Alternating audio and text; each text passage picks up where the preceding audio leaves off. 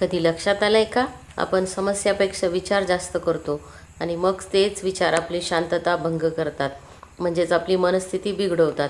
Over thinking म्हणजे काय, तर एकाच गोष्टीचा वारंवार विचार करून स्वतःलाच त्रास देणं, भूतकाळ आठवून पश्चाताप करणं, भविष्याचा विचार करून भीती निर्माण करणं आणि वर्तमान मात्र आपल्या हातातून निसटून जातो.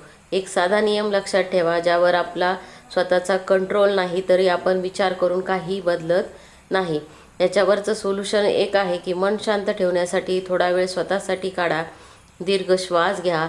स्वतःला सांगा, मी जिथे आहे तिथे ठीक आहे. जास्त विचार नाही. योग्य विचार जीवन बदलतात. कधीकधी रात्री झोपताना आपल्या डोक्यात एकच विचार येतो, पण एकच गोष्ट पुन्हा पुन्हा डोक्यात येते आणि त्यामुळं आपण त्याच्यावर 100 पॉसिबिलिटीज तयार करतो आणि त्याच्यामध्ये 99% पॉसिबिलिटीज ह्या कधीच खऱ्या होत नाही. म्हणूनच आपण याला काय म्हणू शकतो की ओव्हर थिंकिंग. जर आपल्याला ही आपली सवय जर बदलायची असेल तर आपल्याला एक गोष्ट करावी लागेल. जेव्हा जास्त विचार सुरू होतात तेव्हा स्वतःशी बोलायला पाहिजे, मी या गोष्टींवर 5 मिनिट विचार करणार. टायमर लावा, त्या मिनिटात सोल्युशन लिहा.